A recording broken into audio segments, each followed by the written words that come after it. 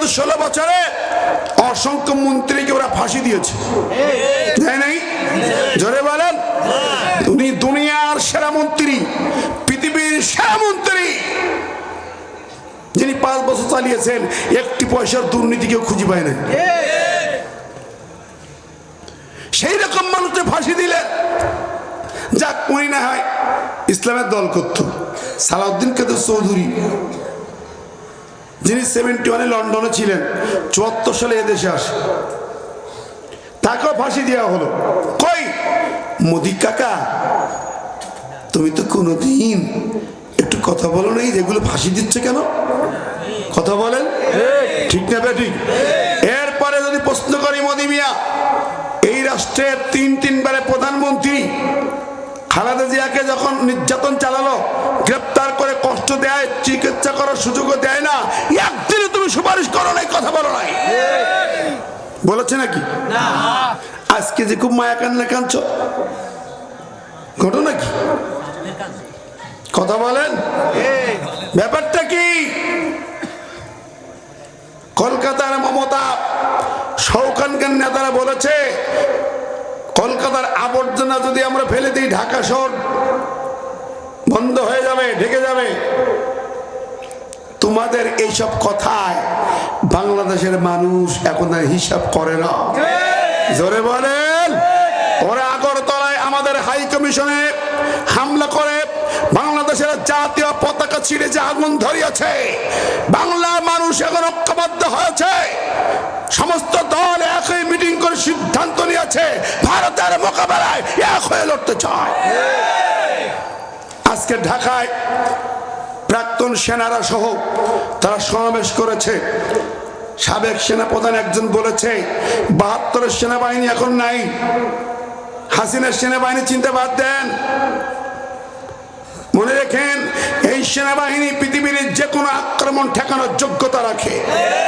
সেনাপ্রধান আরো বলেছে, আমি তার সাথে একমত।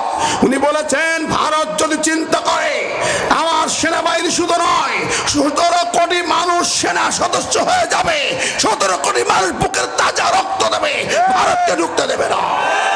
রাজি আছেন না নাই?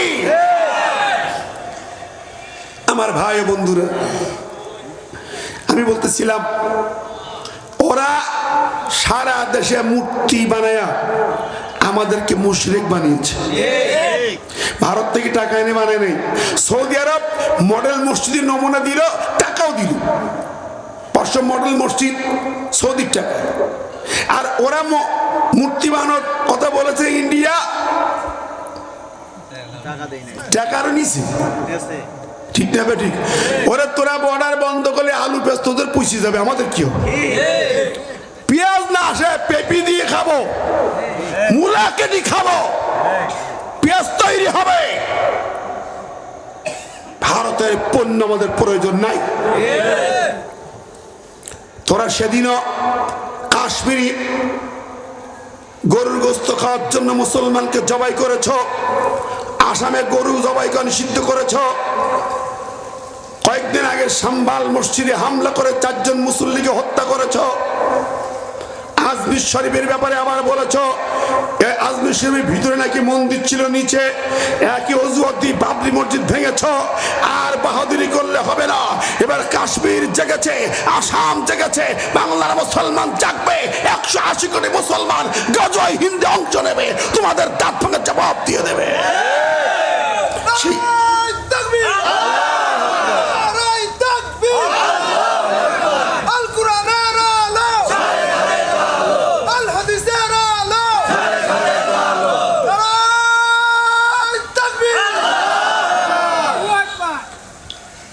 ভাই বন্ধুরা, তো বলছিলাম, ওরা যে কামগুলো করে আপনার আমার ঈমান ধ্বংস করেছে।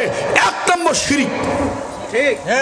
হিন্দু ভাইরা মূর্তি বানায় পূজা করে, এটা তাদের ধর্ম। আমরা কি ওদের বাধা দেই না পাহারা দেই? জোরে বলেন। 5ই আগস্টের পরে আলেম ওলামার দল, ইসলামী আন্দোলনের ভাইরা ওদের মন্দির পাহারা দিয়েছে। দুর্গাপূজার সময় আমরা পাহারা দিয়েছি। সুতরাং উল্টা পাল্টা অভিযোগ দিয়ে লাভ নেই। তোমরা মসজিদ ভাঙো আর আমরা মন্দির পাহারা দিই, আমাদের সঙ্গে তোমাদের আকাশ পাতাল ব্যবধান।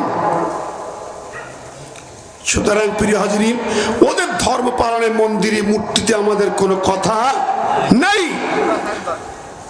কিন্তু রাস্তার মনে মনে মূর্তি বানিয়েছিলে। আর 5ই আগস্ট থেকে শুরু করে আমরা আমাদের ইমানের বলে মূর্তিগুলো ভেঙে খান খান করে জাতির পিতা ইব্রাহিমের দায়িত্ব পালন করেছি। আমার বন্ধুরা, এক নম্বর কাজ এর দ্বারা আমাদের ইমান নষ্ট করেছিল, ঠিক না? 1 নম্বর, কথাগুলো মনোযোগ দিয়ে শুনে যান, জাহান্নামে পাঠানোর জন্য এরা যা করেছে। 2 নম্বর হচ্ছে সংবিধানে বিসমিল্লাহ ছিল না? জানেন তো, এরা ক্ষমতায় বসে বিসমিল্লাহ রেখেছে না কেটে বাদ দিয়েছে?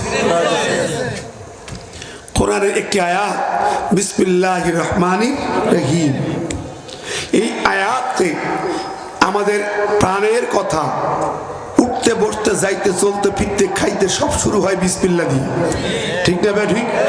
সংবিধানের 72-এর সংবিধান যখন ওই বঙ্গবন্ধু সাহেব বানিয়েছিলেন ডক্টর কামালকে দিয়া, এই সংবিধানে বিসমিল্লাহ ছিল না। প্রেসিডেন্ট জিয়াউর রহমান ক্ষমতায় আসলেন, উনি সংবিধানে বিসমিল্লাহ সন্নিবেশিত করেছিলেন। বন্ধুরা আমার, সেই বিসমিল্লাহ তুমি কাটলে সেদিন, এবার ক্ষমতায় বসে বিসমিল্লাহ শুধু কাটে নাই, সংবিধানের ভূমিকায় লেখা ছিল আল্লাহর প্রতি আস্থা, বিশ্বাস, ঈমান বিল্লাহ, এটাও কেটে বাদ দিয়েছ। তুমি মুসলমান দাবি করো কোন লজ্জায়? কথা বলেন না কেন ভাই? মুসলমান দাবি করার অধিকার তার আছে? দেখেন, বিসমিল্লাহ কাটলো, ঈমান কাটলো। ভাইজান ঢাকায় থাকেন, ঢাকা বিশ্ববিদ্যালয়ে সলিমুল্লাহ মুসলিম হলের নাম থেকে মুসলিম শব্দ কেটে বাদ দিয়েছে। কাজী নজরুল ইসলাম কলেজের নামে কাজী নজরুল ইসলাম, ইসলাম কেটে বাদ দিছে। ঢাকা বিশ্ববিদ্যালয়ে আমি ছাত্র, হাজী মোহাম্মদ মহসিন ছিলাম। আমি যখন ছিলাম আমাদের কাগজপত্র লেখা হাজী মোহাম্মদ মহসিন, যেই দেখেন এখন হাজী কাটা, মুহাম্মদ কাটা। বলুন, শুধু মহসিন। আচ্ছা, যারা বিসমিল্লাহ কাটলো, ঈমান কাটলো, মুসলিম কাটলো, ইসলাম কাটলো, মুহাম্মদ কাটলো, এরা কি মুসলমান না বেঈমান? জোরে বলেন। এদের যারা সাপোর্ট করবে তার ঈমান থাকবে না, ঠিক না? ঠিক। মুসলমান থাকতে পারবে না। আমার ভাইয়েরা, আবার দেখাই তো কি, কালাপট্টি মাথায় দিয়া হজ উমরা করতে গেছে না মাঝে মাঝে? আরে বাবা, পীর বুড়ি সাজেছিল। আমার তো কলকাতা যাইতো, তিলক মাথায় দিত, ঠিক কি না? কন ভুল বলছি? আমার আমেরিকায় গেল, ছেলে বিয়ে দিল খ্রিস্টান মেয়ের সাথে। কথা কন, কয় রকম দেখলেন? 3 রকম। বন্ধুরা, আপনার বিবেক দিয়ে আপনাকে ইমানের হিসাব করতে হবে, হিসাব করতে হবে। তাহলে যারা নিজে হাতে বিসমিল্লাহ কাটা, ঈমান কাটা, মুসলিম কাটলো, মুহাম্মদ কাটলো, এরা যেমন বেঈমান নাফরমান, ওদের ভক্তি ভরে সাপোর্ট করবেন নীরব ভোটার যারা, তারাও বেঈমান নাফরমান, তারা ঈমান নাই। দলিল সূরাতুন নিসা 85 নম্বরে। আপনি যার সাপোর্ট করবেন তার সমান আপনি। কোরআন বলছে, ভালো করে শুনেন, আল্লাহ কয় من يشفع شفاعة حسنة يكن له نصيب منها ومن يشفع شفاعة سيئة يكن له كفل منها। আল্লাহ বলেন, ভালো কাজে, ভালো দলে, ভালো নেতার সাপোর্ট করবে, যত ভালো কাজ হবে প্রত্যেকটি ভালো কাজের সব তোমার আমলনামায় জমা হবে। আর যদি খারাপ নেতা, খারাপ ব্যক্তি, খারাপ দলে সাপোর্ট করো, যত খারাপ কাজ হবে সব খারাপের গুনাহ তোমার আমলনামায় জমা হবে।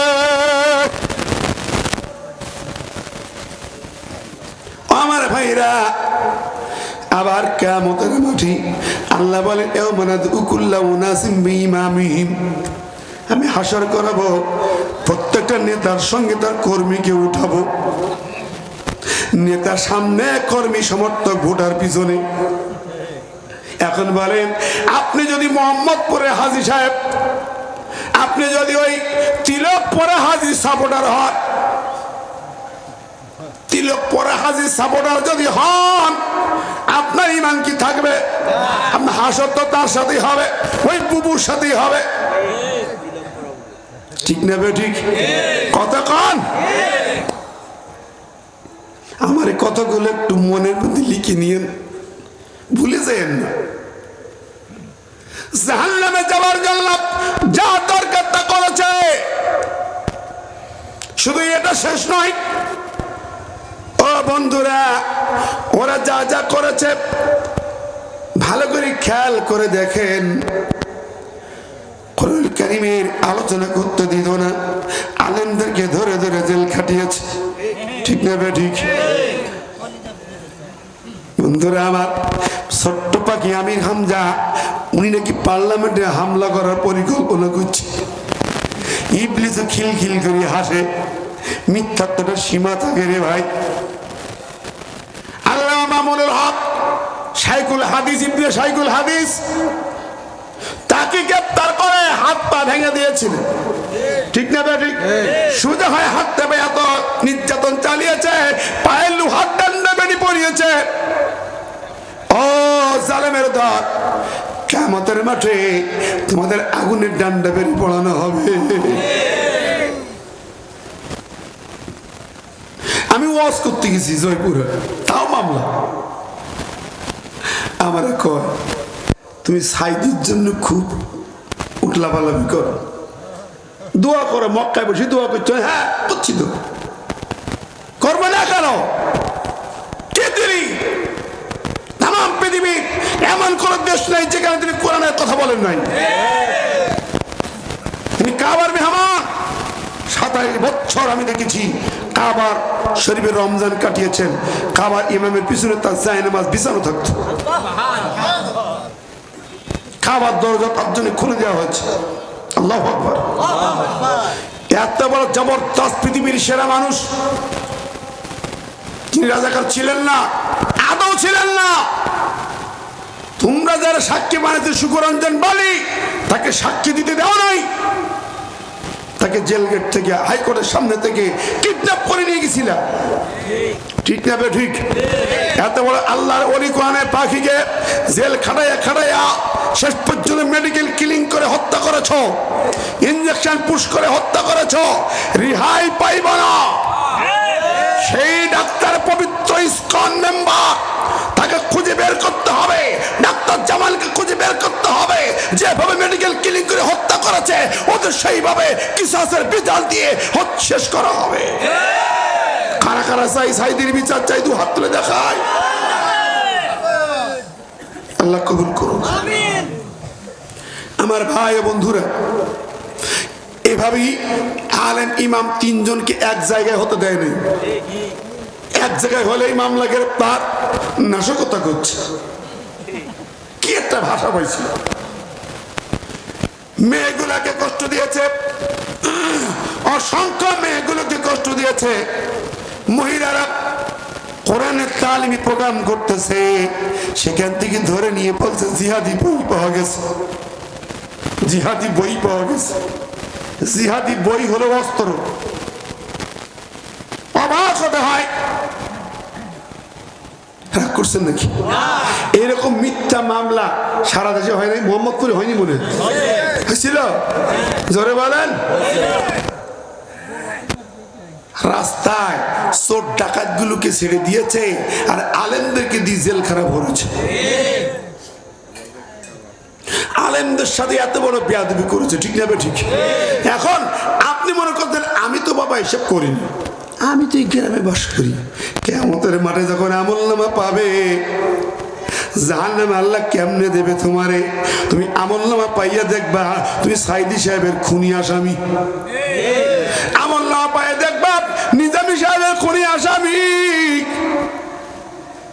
আমলনামা পাইয়া দেখবা শহীদ আবু সাইদের খুনি আসামি। কেমনে হলাম? আল্লাহ, আমি তো খুন করি নাই, আমি তো সন্ত্রাস ছিলাম না, আমি এরকম অন্যায় করি নাই। তোমার ফেরেশতা ভুল লিখেছে আমলনামায়। আল্লাহ কয় দাঁড়া দেখি তো। ফেরেশতা ভুল লিখেছে কিনা? তুমি যাদের সাপোর্ট করেছিলে ওরাই তাদের হত্যাকারী। ঠিক কিনা খন? জোরে বলেন ঠিক কিনা? এই গুণে আসবে কি আসবে না? আমার বন্ধুরা মন খারাপ করছেন আমার কথা? একটু পাড়ায় সামনে যাই, জাহান্নামের কথা বলতেছিলাম। আমার নবী দেখবেন, নবীকে মাকামে মাহমুদে বসানো হবে, সামনে তাকিয়ে দেখবেন বিশাল একটা জাহান্নাম। ওই জাহান্নামে 70,000 শিকল দিয়ে জাহান্নাম বাঁধা, 70,000 জিনজির দিয়ে বাঁধা, এক একটা শিকলে 70,000 ফেরেশতা। জাহান্নামে ফেরেশতা ধরে রেখেছে 70,000 একটা একটা শিকলে, 70,000 শিকলে 70,000 কুণ্ডল কত ফেরেশতা। তারপর ধরে রাখতে পারে না, জাহান্নাম গর্জন দেয়, হুঙ্কার দেয়, হালমিল মাজিদ,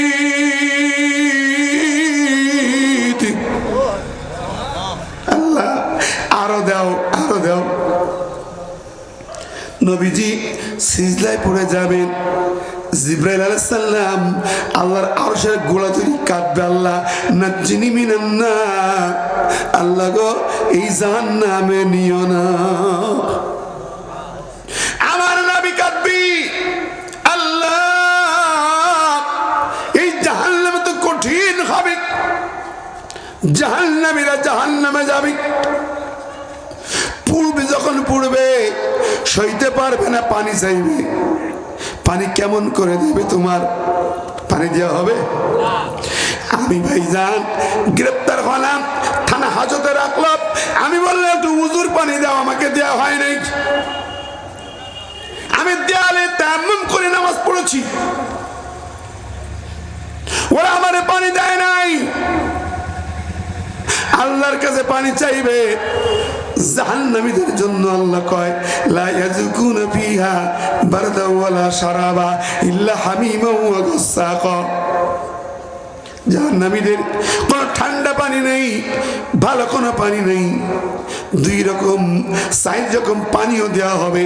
এক নম্বর বলে হামিমান, গরম পানি, ফুটন্ত পানি, তুসকা মিন আইনিন আনিয়া, গরম ফুটন্ত পানি দেওয়া হবে।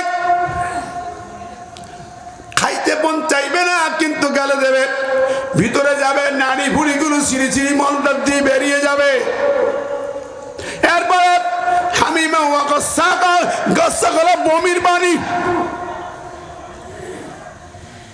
আবান্ধরি তৃতীয় যে পানিটা দেওয়া হবে, পেট তো খালি, কিছু নাই, ক্ষুধার যন্ত্রণে কাতরাবে। জাহান্নামীদের 2টা খাবার দেওয়া হবে, একটা তরি আর একটা জাক্কুম গাছ।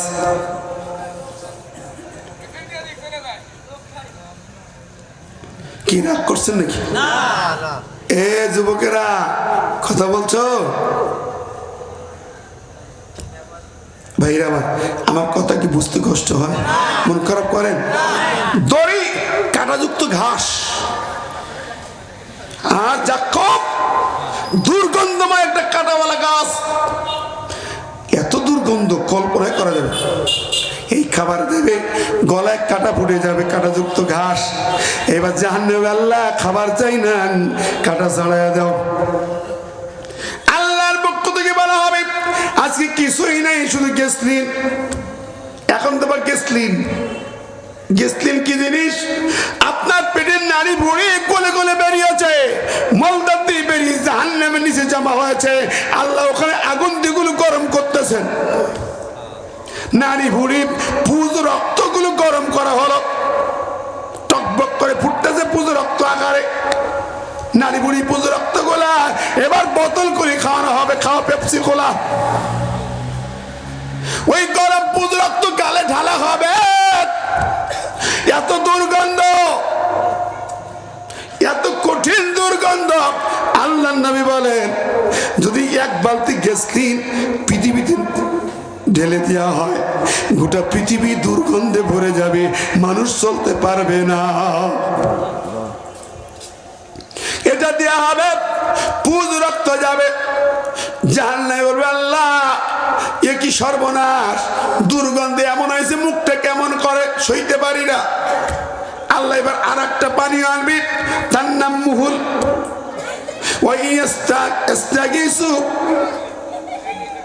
তারা যখন পানি চাইবি, ইউগাসুবিল মাই কাল মুহুল ইয়াশবিল উজুহ, আল্লাহ বলেন এবার মুহুল আনা হবে, তামা তামা পিতল ফুটানো, গালায়া টকবক করে ফুটতেছে, এই পাত্র মুখের কাছে আনা হবে, ওখান থেকে টকবক করে ফুট নিয়ে মুখের পরে লাগবে, পুড়ি একাকার হয়ে যাবে। ইয়াশবিল উজুহ, ইয়াশবি মানে ভুনা হবে, মুখটা ভুনা ভাজা হবে, বারবিকিউ হয়ে যাবে। ইয়াশবি সবাই আসবি মানে ভুনা হবে, যে বারবিকিউ বানায় না, মাছ পোড়ায় ভাজে, গ্রিল ভাজা দেখেন না মুরগি, এইরকম ভাজা হয়ে যাবে। আমার ভাইরা বন্ধুরা, এই জাহান্নামীদের অবস্থা হবে। আল্লাহ বলেন মানুষের জিন দিয়ে ভরবো। কেন ভরবো? সেখানে লাহুম কুলুবুন লা ইয়াফকাহুনা বিহা, আমি তাদের অন্তর দিলাম, অন্তর দিয়া ভেবে চিন্তা দেখলো না। আমি তাদের আকল দিলাম, ভালো মন্দ চিন্তা করলো না, বিবেক দিয়ে বিবেচনা করলো না। কার কথা? আলাহুম আয়ুনুন লা ইবসিরুনা বিহা, আমি তাদের চক্ষুগুলি দিলাম, চোখ দিয়ে দেখলো না। আলাহুম আযানুন লা ইয়াসমাউনা বিহা, কান দিলাম, কানে কান্নার আওয়াজ শোনে নাই। আবু সাইদকে মারলাম, মায়ের কান্না শোনে নাই। 4 বছরের বাচ্চার কপালে গুলি, ওই বাচ্চার করুণ আর্তনাদ কি শুনতে পাও নাই? এভাবে হাজার হাজার গুলি করেছ, ওই কান্নাগুলো কি শোনো নাই? চোখে কি দেখো নাই? হেলিকপ্টার থেকে গুলি করে, তাও কি চোখে দেখো নাই? আল্লাহ কয় অন্তর দিয়ে ভাবলো না, চক্ষু দিয়ে দেখলো না, কান দিয়ে শুনলো না। উলাইকা কাল আনআম, এরা হলো চতুষ্পদ জানোয়ার। এই আয়াতে আনাম বলা হচ্ছে। দুটো ভাষা আছে জন্তুদের সম্পর্কে, কোরআনের দুটো ভাষা আছে। আনাম হচ্ছে চতুষ্পদ জানোয়ার, ডোমেস্টিক এনিম্যাল, গরু ছাগল উট দুম্বা ভেড়া, গৃহপালিত পশু। আর একটা জায়গায় বলা হয়েছে দাব্বা। দাব্বা হলো হিংস্র নিকৃষ্ট জানোয়ার। তো দুই জায়গায় দুটো কথা, যারা অন্তর দিয়ে বিবেক দিয়ে বিবেচনা করলো না, এখানে বলো চতুষ্পদ জানোয়ার। আর সূরা আনফালের 22 নম্বর আয়াত আল্লাহ কি বলেছেন জানেন? শোনেন, আল্লাহ বলেন ইন্না শাররাদ দাওয়াবি ইনদাল্লাহ আসসুম্মুল বুকমুল্লাযীনা লা ইয়াকিলুন। আল্লাহ বলতেছেন নিশ্চয়ই শাররাদ দাওয়াব, সাধারণ নিকৃষ্ট, দাওয়াব হল জন্তু, নিশ্চয়ই নিকৃষ্ট জন্তু জানোয়ার। ওরা বুবা বধির, কানে শোনে নাই, মুখে প্রতিবাদ করে নাই, বুবা সাজলো, বধির হল আমি কিছু জানিনি। লা ইয়াকিলুন, ওরা বিবেক দিয়ে চিন্তা ভাবনা করে নাই। আল্লাহ কয় এইগুলো হলো নিকৃষ্ট জন্তু জানোয়ার। এগুলো কি? নিকৃষ্ট জন্তু জানোয়ার। কি আমার কথা? কথা কার? সূরা আনফাল 22 নম্বর আয়াত বের করেন। আমি এদেরকে দুটো সাজিয়েছি, দাব্বা জন্তু জানোয়ার, নিকৃষ্ট এক শ্রেণীর, যারা নীরব ভাবে নেতার গোলামি করে খালি লাঠি মেরেছে, গুলি করেছে, চোখ উপড়িয়েছে, দাঁত উপড়িয়েছে, নখ উপড়িয়েছে। ঠিক না বেঠিক? দেখেন, আমার বাস্তবে দেখা, আমি নিজের চোখে অনেক দেখেছি। আমার সাথে একটি ছেলে জেল, একসাথে জেল কাটলাম জয়পুরহাট, ওকে ধরে কারেন্ট চার্জ দিল, হাতে কাঁচা নখ কাটলো, চিৎকার করে আল্লাহু আকবার বলে। আহারে, বলুন সহ্য করবেন কিভাবে? আর একটু দেখুন রংপুরের, আপনারা কি হলো?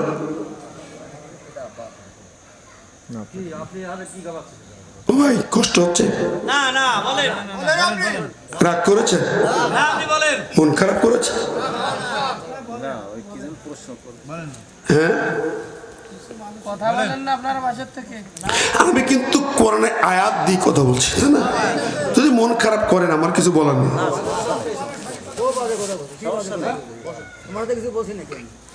বাবাজি রাগ করেন, এদিকে আসেন, আসেন মুরব্বী আসেন, ওদিক জায়গা না থাকে এখানে মঞ্চে চেয়ার খালি এখানে আসেন।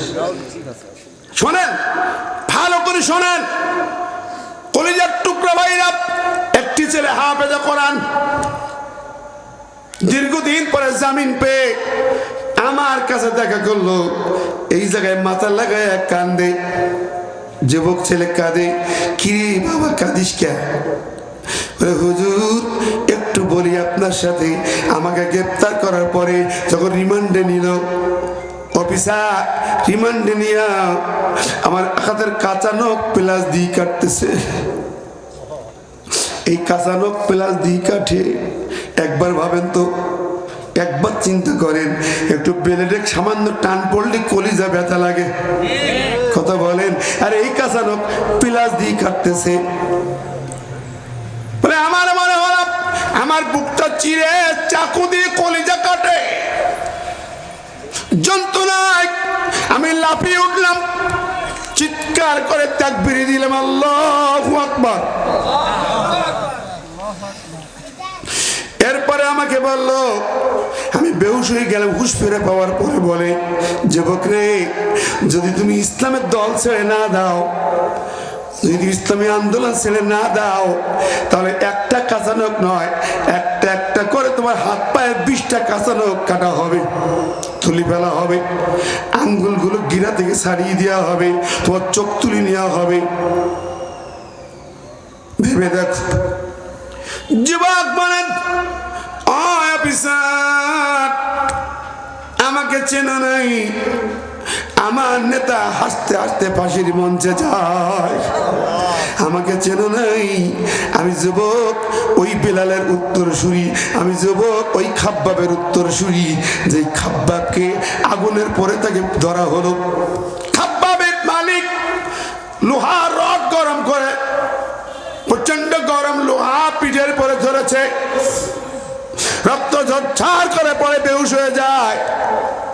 খাব্বাবের মালিক আগুনের হাপড় কর্মকার, যে আগুনের লোহা গরম করে নরম করে অস্ত্র বানায়, ওই আগুনের পরে খাব্বাবকে চিৎ করে শোয়ালো।